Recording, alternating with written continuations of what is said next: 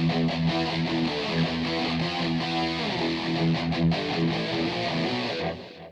guys, Roman Reaper here. So I just got done watching season 2 of Invincible on Prime Video. Obviously, this video would have come out a lot earlier, but Amazon held the show off for a mid-season break. Oh, and to all the idiots whinging that the mid-season break killed the hype, no it didn't. It's still trending in the top 10 on Prime Video as we speak, so the show's doing perfectly fine, honestly. Saying that, I was really, really hyped for this season. Obviously, I adored season one. It was, incredibly violent piece of superhero animation, but it was also incredibly mature and emotionally resonant in its storytelling. So I was definitely expecting a lot more of that from this season. But is it as good as season one? Let's find out. So the show picks up pretty much where season one left off. It's the aftermath of Invincible's devastating battle with Omni Man. Omni Man, of course, fled his post mysteriously, never to be seen again, and Earth is left to pick up the pieces. Mark's mother, Debbie, is left with immense trauma after the fact and questioning everything about her life with Omni-Man, while Mark feels like he is ready to step back into the field and that also that he can use his power for good. Things take an interesting turn with the arrival of a mysterious new threat, Angstrom Levy, who has the ability to open up portals to other dimensions. So yeah, right. Obviously, season one was absolutely amazing. It set a very high bar, to live up to, and I gotta say, season two mostly lived up to it. Is it as good as season one? No, it doesn't quite hit the highs that season one hit, but this is still an absolutely fantastic series. And I'm definitely really excited to see where it goes in the next series. Obviously, season three is happening. It was greenlit at the same time as season two. So yeah, I'm definitely excited for the future of the show. But for right now, what we have here, absolutely fantastic series. I mean, once again, the animation does look good. Like, obviously, this is not like spectacularly made like Spider-Verse type animation. This is very simple, straightforward 2D, and yeah, it does work very well for what the show is going for. And the CGI feels a lot more polished, a lot more clean from season one. So you definitely see a little increase in budget,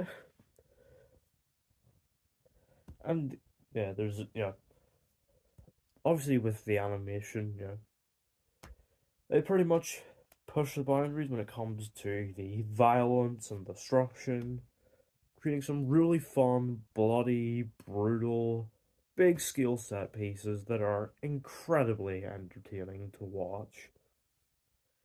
And beneath all that, you got a really solid score as well, works wonders again.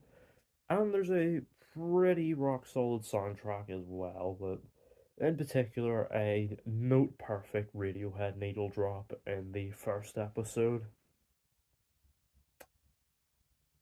But beneath all these technical aspects, there's a lot of really good storytelling here that uses season one's ending as a jumping off point and springboards wonderfully into delivering some big emotional continuations that that hit hard and are incredibly compelling to see unfold.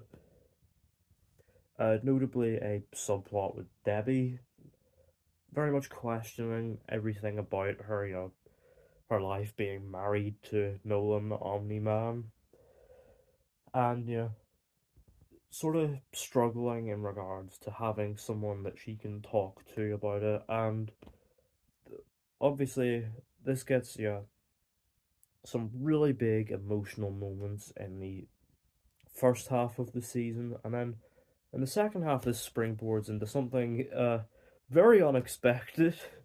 If you know, you know. Have you seen the season? Yeah, you probably know exactly what I'm talking about. A very interesting arc to watch unfold, and Sandra Oh does a great job. There's plenty of other great arcs as well, notably Robot, aka Rudy, and Monster Girl. A very nice, very interesting relationship to see unfold. You also got the return of the Immortal and his relationship with Duplicate. And hell, even Rex Splode gets some really strong character development and actually becomes a much more likable and actually surprisingly sympathetic character this season. Did not see that coming at all. I also really enjoyed Amber's whole thing of, obviously now she knows Mark as a superhero, and no, there's no more secrets. But yet, she's also, struggling with the fact that her boyfriend is constantly disappearing to save the world. Again, some very nice character development. But really, this is Mark's season, and yeah, Stephen Yeun once again, fantastic. And I really enjoyed seeing him grow from where he was in season one. He's become a lot stronger. He's a lot more capable with his powers, and he also, however, is harboring an intense emotional weight on his shoulders. That with this great power, with him being half Viltrumite,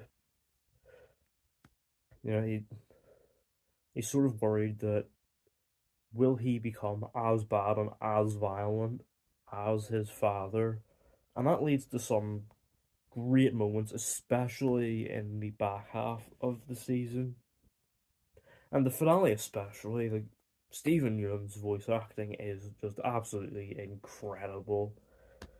We also have some new additions here, most notably the season's villain, Angstrom Levy, voiced by Sterling K. Brown. He is a very interesting villain. Obviously, he can open up portals to other dimensions, so the multiverse is in play this season. And he also has a grudge against Mark, you know, given the knowledge he has of other dimensions, seeing all his death and destruction that follows Mark. It's very interesting stuff, and it is paid off incredibly well in the finale. No, obviously not all of it. Whereas there's certainly some subplots that feel that they don't really go anywhere. There's some stuff that kind of they don't do much with, and there's some stuff that they do. What they do is interesting. In fact, in particular, a subplot involving a particular returning character, if you know, you know, that isn't really paid off. Maybe next season. Unfortunately, this ironically does extend to the season's villain. Like, yeah, Angstrom Levy is a great villain for the screen time he has, but there's a portion in the middle where he's just kind of forgotten about. Like, he has the whole thing with the Mauler twins at the start, and then it's just kind of dropped and never brought up again. In fact, the Maulers pretty much never show up again after the very early episodes, and Levy's just kind of forgotten about until the finale. It's a shame because, man, when the pieces click into place in regards to him, it is great. Yeah. So overall, yeah, I loved season 2 of Invincible. It's incredibly well made. It's got, the big, violent, fluid set pieces that you'd expect. Some great character work, some great voice acting. It's a very well made season. I'm definitely looking forward to seeing how it continues. Does it hit the heights of season 1? No. But is this still a great, mature, emotionally resonant piece of television in its own right? Absolutely. And Invincible Season 2, I'm going to give a 9 out of 10. Definitely looking forward to seeing where Season 3 goes. So yeah, let me know down in the comments. Have you seen Season 2 of Invincible? What do you think of it? What do you make of it in comparison to Season 1? And are you a reader of the Invincible comics? I'd definitely like to see that perspective. Don't forget to hit the thumbs up button if you enjoyed. Don't forget to hit the subscribe button if you're new. And don't forget to turn on post notifications so you don't miss an upload.